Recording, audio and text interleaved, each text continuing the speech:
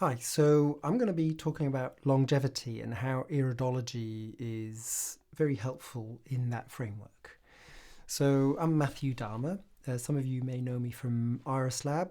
I've been making iriscopes for 20 plus something years. And I also have been working on a platform to help practitioners have more information from their clients and especially longevity related information. But I'll show you a little bit of a preview at the end. So, one of the things that I noticed, I've been involved in the longevity space for something like 10 years now. Fascinated by some of the research that's coming out. And it's become a bit of a famous, hot topic over the last few years. There's a lot of YouTube channels that have become very successful over the last few years.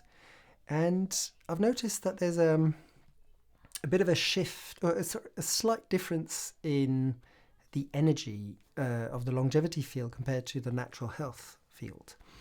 So one of the things is I went to Health Optimization Summit in London a few months ago, the Health Optimization Summit, and there was a real buzz in the air when I was there. They've been doing it for a few years now. I think after COVID, they got inspired, and every year the numbers are doubling, and the crowd is, there was a very positive vibe in the air. Now, this is not a naturopathic, natural health related topic. This is biohacking, longevity, fitness, preventative medicine, and I've been to many natural health summits and conferences and things like that over the years, and the energy is slightly different. And I think when I was at the conference, I realized what I thought was the energy is slightly different in terms of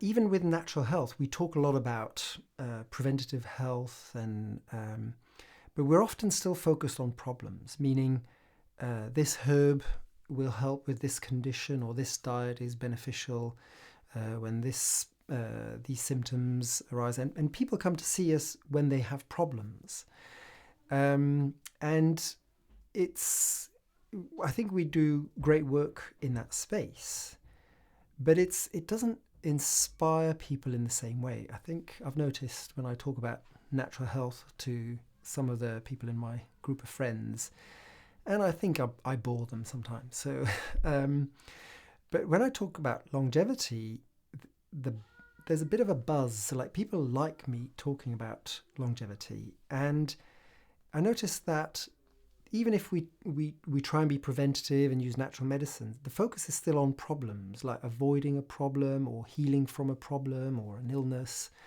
while the longevity space is focused on building capability. And when I mean capability, it's, even though they will still talk about health issues, it's like 80-20, but the other way around. Like, we will be maybe more focused on the problems or helping heal problems 80% of the time. But they're more focused on building capability. What am I going to be capable of doing when I'm 80 or 90 or 100? And how can I build up to that capability?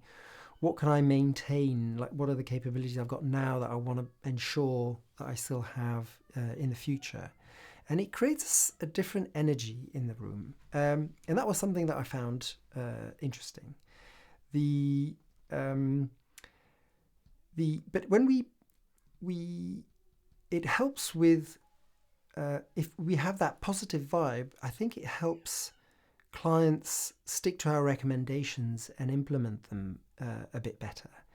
When we talk about the last decade, they can visualize that. They can visualize the pain of not making an effort with their lifestyle and health. And they can also see the positive side of, wow, all the things that I would still be capable of doing in the future. Let me show you a little video that I've borrowed from, I think, a Canadian health association.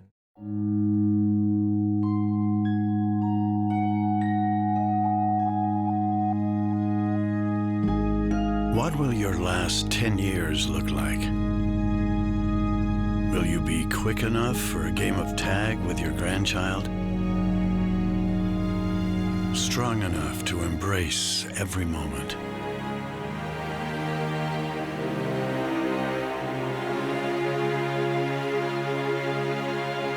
Will you grow old with vitality? Or get old with disease?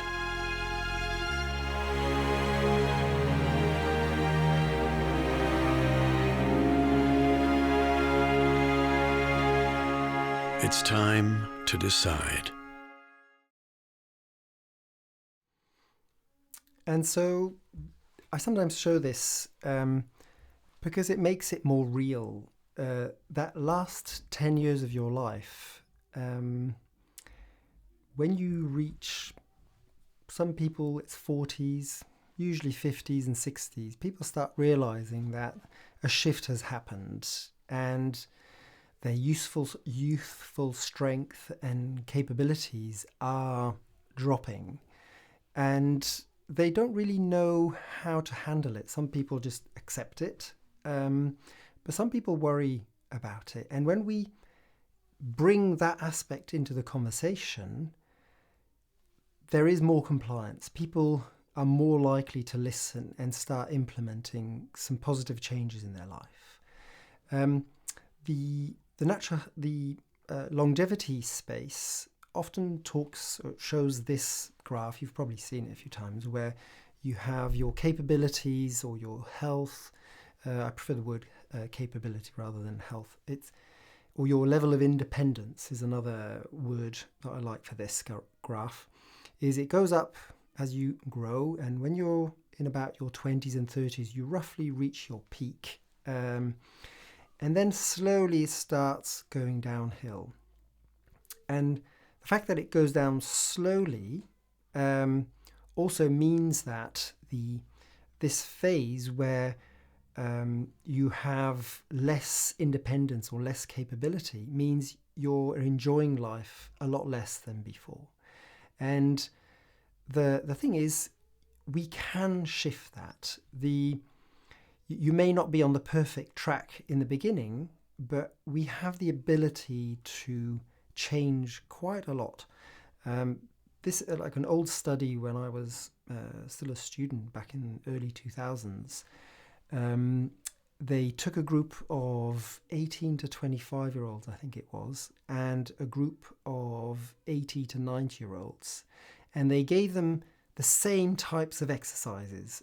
Now, maybe not the same kind of weights, but it was like resistance training. And the idea was they had to push themselves to their limit. And both groups gained the same amount or same percentage of muscle mass. The second group, the older group, did say that it was harder. And so, it might be less easy to gain that muscle. But it's totally possible to gain muscle, to gain flexibility, mobility, and capability. And the earlier you start doing this, the more effective it is. Because that curve is going down. The earlier you catch it, the easier it is to maintain that level of strength and capability. But you have to be proactive about it. This is part of the tool that I've got, HealthDataLab, that I've made, is to try and visualize the different paths that are in front of a person. So just like in that video, there's the video on the left and the video on the right. You've got two options and everything in between. And although it's not, it's not a perfect chart, it helps visualize the reality of it. And so if somebody is below average, let's say, in terms of their health, well-being, strength, capability, independence, if they make a big change, they can shift that curve, regain strength, grow in their capabilities, and either extend their life. That, like, the idea isn't to extend life. We never know when our lives are going to end, and this is just probability based anyway. But you gain in quality of life, and you want to be above that kind of 50% range, where this is where you've got the freedom to still live your life with quite a lot of independence and less need of help from outside. The thing is, it could also drop faster if you start having an injury. Like if you have an injury, or if you have, like, decide to that exercise and fitness and diet are not important, things will deteriorate much quicker. A number of studies have shown that aging is related about only 20% to your genetics, and that means 80% is in your hands. You've got the capability of doing this, and that inspires people when they see that kind of there's the curve that goes down quickly and then the curve that goes back up, and they have the capability of having an impact on this. It inspires. It gives them. They're not powerless in aging. Now, I'm a big fan of Iridology, and I like to use the iris more of an understanding of the terrain. But I see it more of a predictive tool rather than a diagnostic tool. And that started off in my early days when I was still a student in naturopathy. I started off doing iridology classes and loved it. I was fascinated by it, and I was lucky to find a natural health store that had an iriscope, and they wanted naturopathic students to come and work in the store, and their job was to just sit in front of the iriscope and invite free consultations to people to encourage them to buy supplements in the store. But I just used it as a access to an iriscope, and then I could go back to my iridology classes and ask questions to my teacher and say, hey, I saw this, and but occasionally, or quite often, I would see something in the iris that would maybe indicate like a weakness in the lungs, or a weakness in the yes, some kind of weakness in the body. And I would ask the person, and fairly often the person would just say, no, I'm fine, my lungs are fine, no problem. And I was kind of like confused, because I thought iridology was like a diagnostic tool. Even though I was told you can't diagnose with it, I thought that it would reflect what the person is experiencing. And over the years I realized that's not how it actually works. It's more along the lines of, when you're young, you've got a lot of stem cells, your cells are much more healthy, you've got less senescent cells, and you've got homeostasis working quite well, and your body's rebalancing. And so you may see certain weaknesses in the iris, but they don't reflect anything in the experience of that person. That person is not experiencing any problems with those areas in the body. But when we look at it in terms of longevity, it's helpful to see what are the areas that might become a problem later on in life if the person doesn't take good care of their physical body. And so, like, some of the signs that I see very often that a person may not have feel there's an issue with is, for example, the digestive tract. I see this is probably the most common sign that I see, is like a whitening of the small intestine, like the digestive tract here, and then sometimes some colouring over the top of it. So you can see it, like there's whitening and some orange colours. This one here, you see it a bit more clearly. Excuse me. And so I see this quite often, and I think this is a potential weakening, or a difficulty for those organs to maintain good health later on in life. Another sign that I see a lot is in the lymphatic system. These whitening areas on the outside, these little clouds that sometimes become like spokes that come in here and then start whitening around the collarette. Hang on a minute.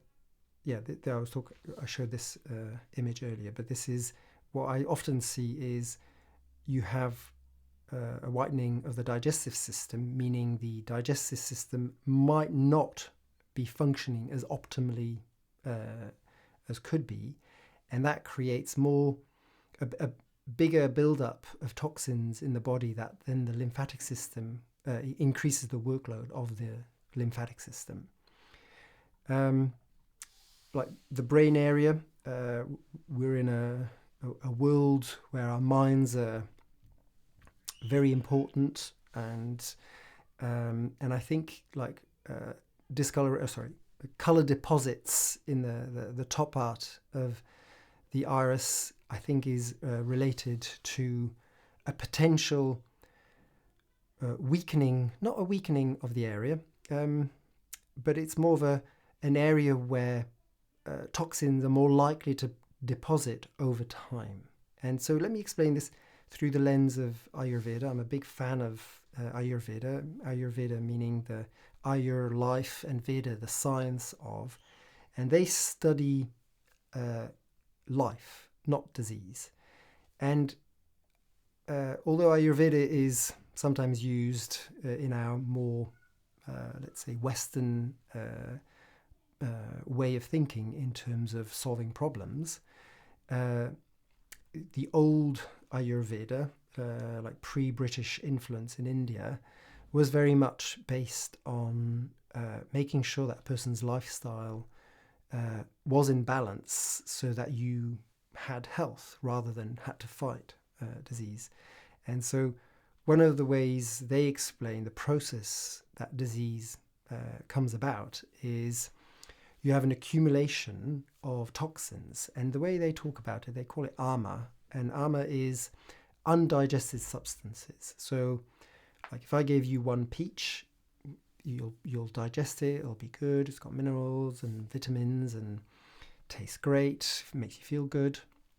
But if I gave you a cart of 5 kilos or 10 kilos of organic peaches, you're going to have difficulty digesting that. And that's going to create toxins or undigested substances that the body has to deal with. And so this is represented by the bucket here that will fill up with undigested substances. Now your body has the capability of dealing with it. There is a way of eliminating some of these toxins. But if you have a higher accumulation compared to your elimination, it will build up, and eventually that will kind of start overflowing into other tissues around the body, and that's represented by these flowers here. The toxins will start affecting other tissues, other organs, and usually you will start seeing that they'll deposit more likely in the weaker areas where the body is less efficient and not as optimally, like not working as well as it could do.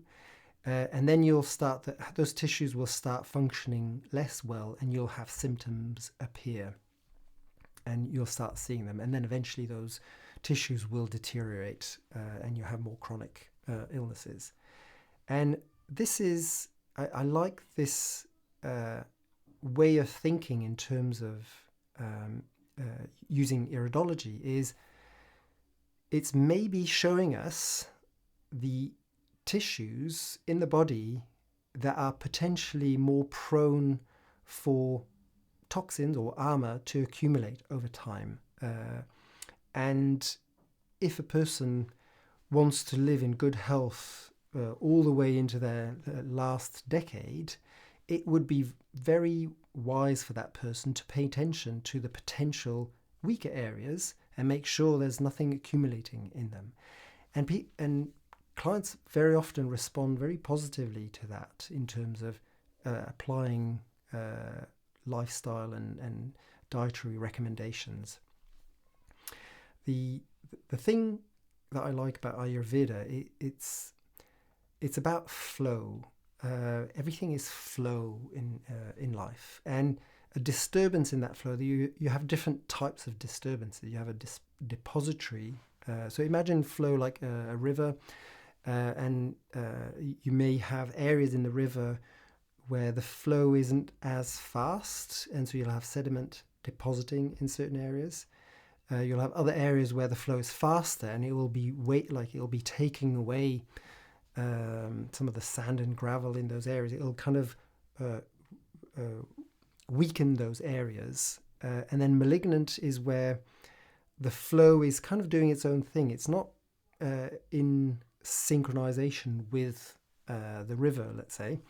It's kind of disconnecting. You have cells disconnected from the wisdom of the whole, and they encapsulate themselves, and they usually create toxins for the tissues around them. Anyway, I'm simplifying this a lot, but these types of imbalances you see on multiple levels in life. So it's not just in health. You see it in your blood vessels. Sorry for the background noise. I've got kids knocking on my office door. So you've got blood vessels where you've got a depository type imbalance happening, but in the pipes in your house, you can have the same thing, and you can also have it just in your living environment. Things accumulate. And so when I look at the iris, I look at it through that lens, and it helps me try and find a way to make sure that doesn't become a problem over time, especially towards the later part of a person's life.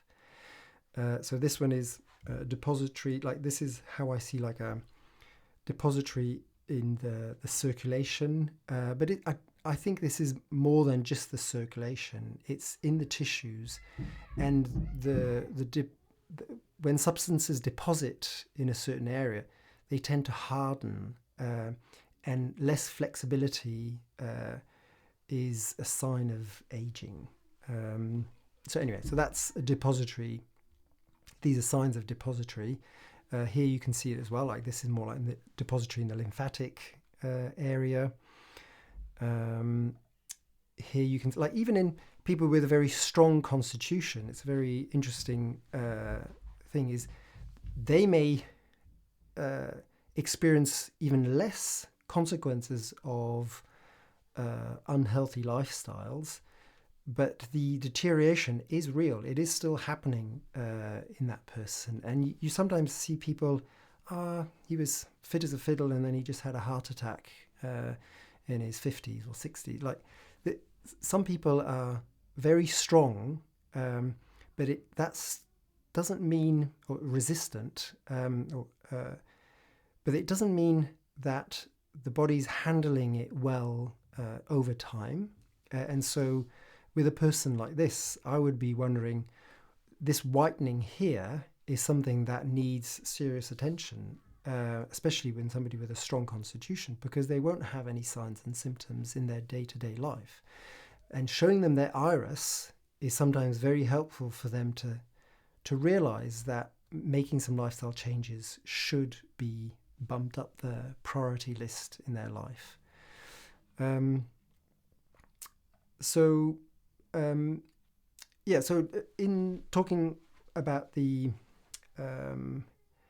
longevity space, they're doing a lot of this through blood tests and checking genes and things like that.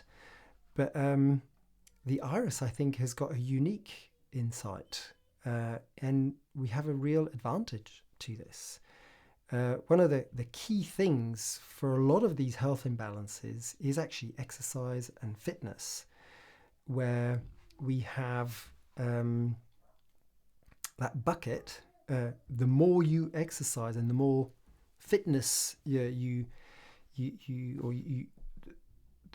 get that body moving, the more it's capable of processing any toxins that come in. So you don't need to have a perfect diet. You don't need to have a perfect lifestyle, if you're just very active, you're pumping that lymph around the body so much easily. You're burning up the toxins in the digestive tract, so you're accumulating less toxins. And those tissues, even if they have kind of potential weakness, they're not going to be weakened by decades of slow accumulation of toxins. And so I think this fitness, that longevity movement, very often comes from the fitness field. And I think it's something that we can be inspired and benefit from, giving a higher level of priority in our work as natural health practitioners. One of the things that is interesting is research has shown that if you have an injury that is debilitating, so like a hip fracture especially, your ability to move your body drops dramatically. You don't want to walk, definitely don't want to run. You're going to be changing your lifestyle to a more sedentary lifestyle, and it's going to be even harder to get back into a more active lifestyle even after you've healed. And so statistics show that 1 in 4 after people that had a hip fracture die within a year. But yeah, just your survival rate drops so much. And that shows to me, that's proof that fitness is one of the biggest influences in how the quality of life you have later on in life. So one thing that I'm also aware of is, why is it so difficult sometimes for people to make lifestyle changes? It's quite difficult for some people who are not people who go to gyms or like running, to actually get them to start doing exercise. It's to do with motivation. Push motivation doesn't last long. It has you run out of push motivation quite quickly. You can do it, but you can't sustain it over long periods of time. However, pull motivation is something that comes from within. It's to do with identity. And one example that I heard recently, which I think is a great example, if you used to smoke when you were younger, or if you know somebody who used to smoke, but they've stopped for decades, and you offer them a cigarette, usually their response is going to be, no, I'm not a smoker. They don't say, oh, yeah, I don't feel like a cigarette right now. Their identity is linked to not smoking. A person who thinks to themselves, I should go and exercise, is much less likely to exercise on a regular basis compared to somebody who is, I feel like a person who goes, like, that's my identity. I'm a gym person. I'm a person who feels part of that community of fitness. They will feel weird when they don't exercise. And so that identity element is crucial if you want a person to really make a shift. Same thing with diets and things like that. I am a person who eats healthy food rather than I should eat healthy food. So that was one of the key bits in terms of making lasting change. Another one is the thermostat, or sometimes I use the analogy of the piano. It's the same. Like, imagine I don't play the piano. My wife plays very well, so we've got a piano at home. But the only song I know is Frère Jacques. So ding ding ding. So there's like, I don't know, 6 or 7 keys that I need to use. That's all I know. That is my range. But there's a lot more available on that piano that I don't touch. I don't even know what to do with it. I'll tap them and but I don't know what to do with those other ones. And so, like if we use the analogy of the thermostat, is there's a certain temperature range that feels comfortable, the comfort zone. And if you drop below that and the house gets cold, it kicks in, like something's not right. Okay, put the heating on, it goes up. If it goes above a certain level, it's like, okay, we're fine. We can stop creating heat for the house. That thermostat we are built in, we have that built into us. And it's a survival mechanism. We lived in dangerous environments for millions of years. And anybody who was adventurous had a much higher level of accidents or going into dangerous environments. And there wasn't a hospital or a doctor to kind of come and fix you. Accidents often were fatal. And so we have a built-in resistance to stepping out the known and what is safe and comfortable. But the world has changed, where we don't need to be worried about stepping outside a comfort zone. We live in a safe environment. We live in a safe world. And so expanding our identity and expanding our comfort zone has to be done consciously. And usually it requires a shift in our energy levels. We have to have a shift in our, the why we are changing has to be strong. And so this way of looking at longevity rather than avoiding health, thinking about, like that video we saw in the beginning, the pain of not doing this is a strong motivator, is a strong why.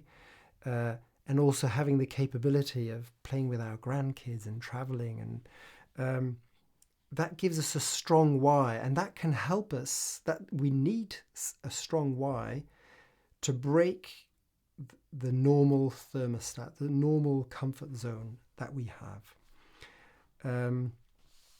And it's what gives us deep joy, like being able to make some deep changes in our life and actually feeling like we've made progress. That's a deeper kind of joy than, I had a great holiday, or like it goes deeper. So yeah, anyway, the other thing I wanted to mention is the field of longevity is often, at the moment, there aren't many natural health practitioners that have taken up a big space in that field. There's the medical side of things, and you have like very expensive medical clinics that do like hundreds of blood tests and genetic tests and scans and things like that. And then you also have like the fitness side of things, which is very much people who come from that space. And the thing is, as natural health holistic practitioners, we're ideally suited for playing a role in the space of longevity. It's a lot easier for us to get good at understanding that whole language of longevity and how to be effective in that space, from a holistic point of view, obviously, than it is for them to start thinking in a holistic way with a deep understanding of health. And so I think we've got a real advantage in terms of practitioners, natural health practitioners, to be able to do that. So that's the key takeaways. Is Iridology gives us an incredible insight into what's going on with a person, and it's not diagnostic, it's more preventative in terms of what are the areas that will potentially become problematic later on in life, and showing that to a person helps them see that in terms of their last decade. Like, is it going to be a decade of suffering, or is it going to be a decade of having a really great time with loved ones, and maintaining a high level of independence and capability? And so, and also how we can help people make those changes, because just giving them the information is not enough. They have to walk that path. They actually have to climb that mountain. I sometimes say a good health practitioner is more like a Sherpa or a mountain guide. We can help them make sure that they've got the right equipment. We can help them pick the right path up the mountain. We can't carry them up the mountain, obviously. We're not like going to give somebody some magic pill and solve their problems, but we can help them slowly over time get fit and get them climbing mountains themselves, and we can just make sure that they don't go down the wrong path or avoid injury and those kind of things. So one of the tools that I'm using, or I've developed because I wanted to use it for myself, is HealthDataLab. That's what I'm doing. So let me briefly show you. It's a tool to help get an insight into a person's longevity status. Because if you imagine you're lost in a town, or you're going to visit a friend in a new place, and you're not sure which path, which way to go, which road to take. When you call your friend up, the first thing they're going to say is, "Where are you?" Like they can't help you navigate them to the right place if they don't know where you are. And so one of those that what I was very interested in is getting some kind of report that gave a really good and accurate image of where they're at in terms of their aging, and what parts of their health are actually aging faster. And so HealthDataLab, you have like a form. It takes about 5-10 minutes to fill in. And it generates automatically a report. So this is an example of a report. Let me go to the top. It shows, let me make it a bit bigger. There we go. So it shows your current, like the comparison between your chronological age and your biological age. It shows your rate of aging. It shows, and this is based on statistics.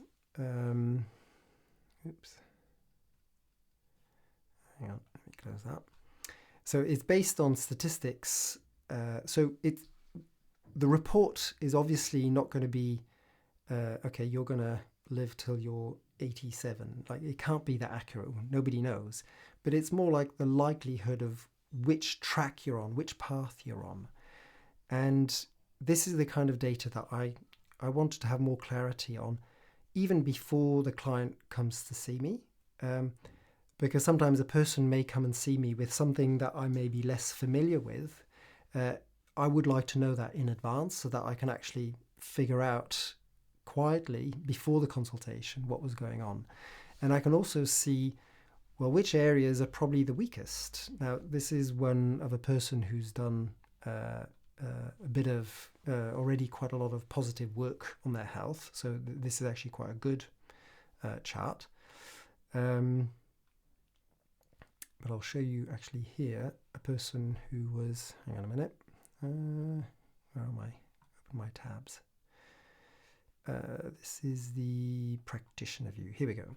So let's look at their data. You can see over time, so this is when that person started off, they were aging faster, and we could see which were the weak areas. And over a period of months, the person started making positive changes in their lifestyle, and we shifted from like being below that curve to so here we go. So the person has shifted from aging faster than their current age to less. So they've shifted to minus 9.4. Now, this particular report is based on an average of a few people, so it's not one specific person. So let me be completely transparent about this. But this is what it's designed to do. I've been working on this for the last few years now, and it's only over the last few months that this is actually becoming very accurate. And so I'm starting to use this over the last few weeks. And you can see, so this is what the practitioner will see, and the client will obviously see exactly the same thing in their report. So this is the same person that would see it. And so a tool like this, I think, is very helpful for the person to take responsibility of where they're at. This is my current health status, and I want to make changes. And if you don't measure something, it's very difficult to actually make changes to it. Now, I showed you HealthDataLab. You don't actually need to get HealthDataLab to be able to do this.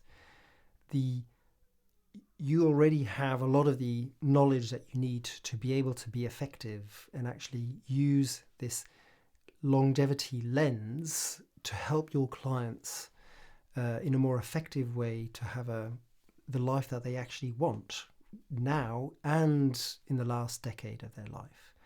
And so I would encourage you to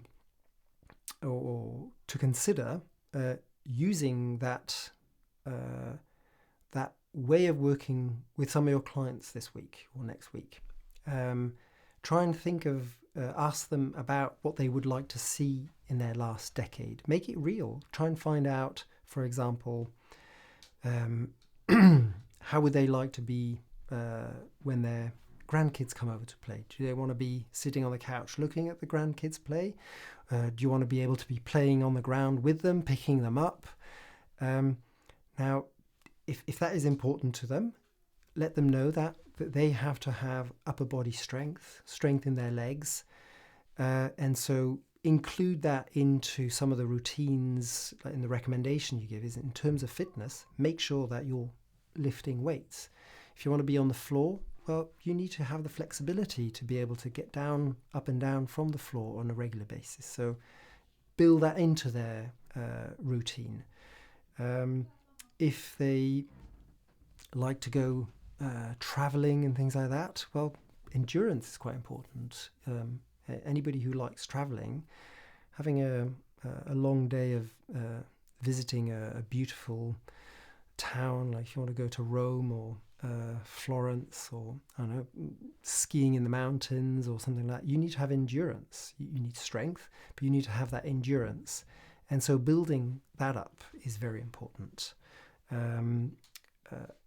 Some of the things, I'm shortening it a little bit, but some of the fitness aspects is VO2 max, so the maximum capacity to carry oxygen around the body. There's so much to be said about fitness, and that would take a separate video. But try it out on a person, on one of your clients next week, and also maybe try and talk about the concept or the analogy of the bucket with someone. See how things are accumulating in certain areas of the body, and show them in their iris where they might be accumulating, and use that as leverage to get them to really strengthen their why within. That makes them realize how important it is for them to make some dietary changes, as well as the fitness side of things, but trying to reduce the amount of toxins building up so that they don't accumulate. That bucket system is very effective in when talking with clients, and include maybe somehow into that helping them shift their identity from their current normal comfort zone identity to an identity that is more the type of identity that is going to give them the results that they want, of becoming a person that is fit, becoming a person that likes healthy food. The identity aspect is very effective. So yeah, give it a try this week. If you'd like to try the longevity report for yourself and get an idea, an insight into your current health, come to HealthDataLab and I'll give you a free report. And they'll be on the website. I'm still tweaking the website right now, but there'll be a little video with more details. But feel free to make contact and I'll give you a free access. Just mention the word IIPA and then I know you come from there. Thanks.